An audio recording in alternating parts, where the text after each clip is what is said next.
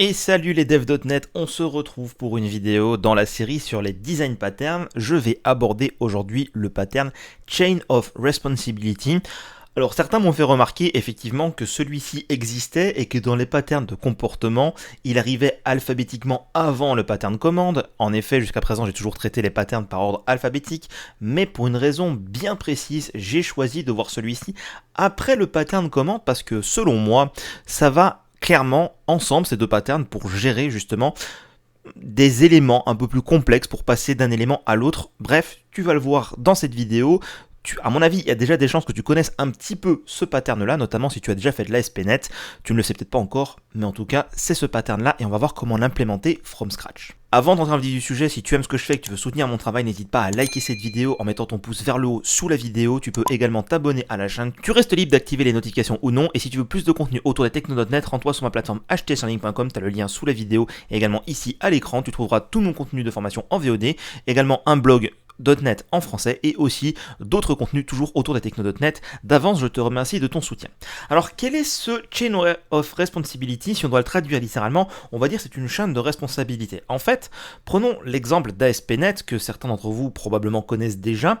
On a la notion de middleware en ASP.NET. Qu'est-ce que c'est que le middleware? C'est simplement un bout de code qui va traiter votre requête HTTP, faire quelque chose avec, donc par exemple enrichir le contexte HTTP, voir éventuellement si ce middleware peut le faire produire une réponse, et si il ne peut pas produire de réponse, il va passer la requête HTTP, enrichie ou non selon ce qu'il a à faire, au middleware suivant. Et ce, jusqu'à ce qu'un middleware puisse répondre, et quand un middleware va répondre, la réponse va être retournée et repassée dans la chaîne des middleware dans l'autre sens pour éventuellement enrichir la réponse avant d'être retournée à l'utilisateur. En fait, c'est exactement le pareil avec le Chain of Responsibility. Pour ça, ce qu'on va faire, c'est qu'on va sans plus attendre créer une classe handler. Alors dans l'idée, je vais simplement stocker dans ce fichier tous les éléments liés au chain of responsibility. La première chose à faire va être de définir une interface eHandler de T. En gros, dans l'idée, on va avoir la possibilité de définir quelque chose qui va gérer un élément, un objet, eHandler de T donc. On peut mettre des contraintes de générique, par exemple spécifier que T doit être une classe pour éviter d'avoir une structure, ou on peut mettre n'importe quel type de contrainte de générique, bref c'est totalement libre. On va laisser T égale classe, ça ne changera pas grand chose. Donc dans ce eHandler, on va définir deux opérations. La première, ça va être le set successor. En gros, on va avoir un eHandler de T qui va être le handler suivant dans la liste. Dans l'idée, c'est de dire simplement, voilà celui qui va me suivre. Pour qu'on puisse chaîner les sets successors, d'ailleurs, on va pas renvoyer void, mais on va renvoyer un eHandler de T. Donc celui-ci, en fait, pour qu'on puisse faire un point, donc en gros les chaîner directement à la configuration. Et ensuite, on va avoir soit de façon synchrone, soit de façon asynchrone. Généralement, on va apprécier avoir de l'asynchronisme, donc on aura par exemple un task handle async de T request par exemple. Dans l'idée, en fait, c'est comme ça qu'on va définir un handler. À partir de là, on est en capacité éventuellement de créer un base handler, mais ce qu'on va faire dans un premier temps, c'est qu'on va définir notre premier handler. Pour ça, je vais revenir un peu en arrière et je vais reprendre la commande qu'on avait fait ici. On avait fait une commande acheter article avec le can execute et le execute avec le magasin acheter article. Et en fait, dans cette approche-là, c'est la commande qui est responsable d'exécuter sa propre logique. Dans l'idée, la commande ne va pas simplement transporter l'information pour dire voilà ce que je veux faire, elle va également transporter l'algorithme pour s'exécuter. Donc en fait, elle est assez autonome, mais surtout, elle mélange pour moi deux responsabilités dans cette implémentation-là, qui est transporter les données et exécuter l'algorithme. Normalement, la commande devrait idéalement être un DTO. Donc dans l'idée ici, par exemple, on va refaire une commande, une classe qui va être acheter article. Et cette commande, en fait, va tout simplement transporter, par exemple, ici, comme le suggère Visual Studio, l'identifiant de l'article que je veux acheter. Donc on pourrait même en faire un int, et parce qu'une commande, selon moi, doit être immuable une fois qu'elle a été créée, c'est-à-dire qu'on n'a pas la possibilité, durant toute la chaîne, de la modifier, je préfère même en faire un record, comme ceci, pour m'assurer que quand je récupère un acheter article, il n'ait pas été modifié une fois que je l'ai reçu. Et donc ici, ce qu'on va faire, quand on veut acheter un article, en fait, on va faire plusieurs vérifications. Par exemple, on va vérifier que l'article est en stock, on va aller vérifier que l'utilisateur a bien une adresse de facturation et une adresse postale pour la livraison, on va vérifier qu'il a bien les fonds sur sa carte bancaire, et ainsi de suite. Donc dans l'idée, on va faire un ensemble de vérifications, un business en l'occurrence, dont certains peuvent être également techniques, ça n'a pas forcément d'importance, mais ce qui est important, c'est que ces vérifications s'enchaînent les unes après les autres. Par exemple, est-ce qu'il est vraiment pertinent de permettre à quelqu'un d'acheter un article et d'aller vérifier qu'il a bien l'argent sur son compte bancaire et donc de le débiter si l'article n'est pas en stock? Ça ne sert donc à rien. Donc ce qu'on va faire ici, c'est qu'on va créer notre premier handler. Donc on va faire une classe qui va être vérifier stock handler. Cette classe implémente le e-handler de acheter article. En fait, on va gérer le record acheter article. Donc je vais implémenter l'interface. Donc ici, quand on implémente l'interface, on a deux choses à faire, le handle et le set successor. Ce que je vais faire simplement ici, c'est définir un constructeur avec un stock initial qui sera en fait le stock de l'article tout simplement. Donc en gros le stock initial est défini à 1 par définition, comme ça au moins je l'ai déjà créé, et une fois qu'un article a été acheté, dans ce cas-là on va débiter l'article du stock. Donc ici en l'occurrence on va faire if stock initial est supérieur à 0, dans ce cas-là on va retourner task.completed pour satisfaire le compilateur, mais on va faire un stock initial -, par exemple.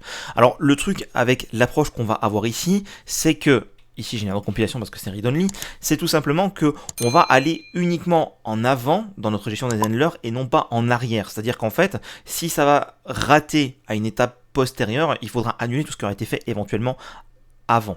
Ce qu'on peut faire, c'est en faire juste des handlers de vérification. Par exemple, retourner si le stock est initial à 0, ok, et s'il est inférieur ou égal à 0, ici c'est faire un throw new invalid operation exception, pas assez de stock. C'est-à-dire faire des handlers qui vont aller uniquement de l'avant, tant que ça valide, j'avance, et après, si tous mes handlers de vérification sont ok, dans ce cas-là, je vais entrer dans l'algorithme complet qui, lui, va effectivement débiter le stock, débiter le client, et ainsi de suite. Ensuite, on va devoir définir le successeur. Alors, comment on va faire le successeur? On va simplement avoir un successor est égal à handler.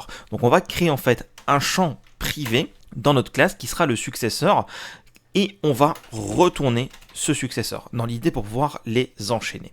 Donc, ici, warning, à noter qu'un successeur est nullable, donc ça veut dire qu'en fait, on a potentiellement un successeur. Donc, on va faire un test ici dans le handle async. If successor n'est pas nul, on va retourner successor pour handle async de la request. En fait, je fais ma vérification en tant que handler. Quand je l'ai faite, si c'est bon ou pas bon, dépendant de comment je l'ai codé, eh bien, je vais passer la requête au suivant. Là, ici, on a une interruption du process avec une exception, ce qui veut dire que si l'handler vérifié stock n'est pas valide, il interrompt le process en disant non, c'est pas possible, il n'y a pas assez de stock, et on retourne. Alors ici, c'est brutal parce qu'on le fait avec une exception, sachant que c'est un cas qui est potentiellement business. On pourrait éventuellement ici créer une structure de résultat, un result ou quelque chose qui va nous exprimer qu'on a un résultat, par exemple un simple booléen pourrait même des fois suffire, afin de faire simplement un non, je n'ai pas pu gérer en fait cette requête en particulier, ni passer la main au suivant. Un booléen n'est pas très expressif, ça va juste être très binaire, vrai ou faux, alors qu'une classe de résultat va pouvoir te permettre d'exprimer pourquoi. On pourrait aussi mettre par exemple une énumération pour énumérer les différents cas d'erreur possibles. Bref, il y a vraiment l'embarras du choix. Ici, j'ai choisi de faire l'exception pour être assez simple. Maintenant, faisons un autre handler rapidement. Donc ici, j'avais vérifié stock. Je vais par exemple faire ici, public classe, vérifier carte bancaire. Donc ça va être un e-handler de acheter article. Je vais implémenter l'interface. Donc ici, ce qu'on va faire dans le constructeur de ce handler, par exemple, c'est prendre une interface qui permet d'aller vérifier la carte bancaire. Je ne sais pas si vous avez déjà acheté sur Amazon avec des néobanques, typiquement comme Revolut ou N26, mais ce que fait Amazon quand il vérifie en fait le moyen de paiement, c'est qu'il envoie une requête, surtout tout du moins pour les articles qui sont assez chers, il va envoyer une requête en disant est-ce que la personne a assez d'argent sur son compte bancaire? Et c'est une requête directe à la vérification, en fait, à la validation de la commande, pour être sûr que la personne a assez d'argent sur son compte bancaire au moment où il passe la commande, sans pour autant le débiter, parce qu'Amazon ne débite qu'à l'envoi. Et donc il va faire une requête en disant est-ce qu'il y a assez d'argent? Et Revolut, par exemple, pour citer celui-ci en particulier sans faire de pub, va vous envoyer une notif comme quoi Amazon a fait une vérification de votre carte, vérifier qu'elle était valide, éventuellement que vous aviez assez d'argent, et ainsi de suite. Donc là, on pourrait passer un service qui va nous dire simplement comment on veut vérifier la carte bancaire. Donc par exemple une func qui prend en paramètre le numéro de carte et renvoie un booléen. Donc ici par exemple vérif carte. Je vais stocker ça ici en tant que champ dans ma classe. Donc ici en l'occurrence, on va faire if verif carte. Là, il faudrait passer la valeur de la carte, le numéro de la carte. Donc faisons un exemple très simple, string numéro carte comme ceci, donc dans mon DTO directement. Donc là, if verif carte de request.numéro carte. Donc si ça, par exemple, c'est faux, donc c'est-à-dire que le numéro de carte n'est pas valide, dans ce cas-là, je renvoie une nouvelle exception, comme on a fait précédemment. Alors là, c'est des exceptions en plus du framework, donc c'est pas forcément recommandé. Ici, on va mettre par exemple carte invalide. Donc, dans l'idée, on va simplement définir comment ce handler va vérifier le numéro de la carte. Si la carte est valide, ça passe au suivant. Ici, successor égale handler. Je vais donc le stocker dans un champ et je vais aller copier le code qu'il y avait ici. Alors d'ailleurs, le fait que je copie du code montre qu'on commence à faire certains éléments qui sont un petit peu similaires dans tous les handlers. En l'occurrence, ici, alors là, il me manque à faire le return successor comme ceci. Ici, on voit que cette méthode, le eHandler de cette successor, est similaire partout. Donc ce qu'on pourrait faire éventuellement, c'est créer ici une classe abstraite qui va être le base handler de t qui implémente donc eHandler de t, et donc il va me falloir rajouter la contrainte générique where t est une classe, comme ceci. Donc je vais implémenter l'interface, mais la façon de l'implémenter va faire que cette méthode handleAsync est totalement abstraite, ce qui veut dire que quand j'hérite de basehandler, je suis obligé de la redéfinir. Et pour le set successor, je vais simplement définir ça comme ceci, et définir le successor comme étant un champ protected.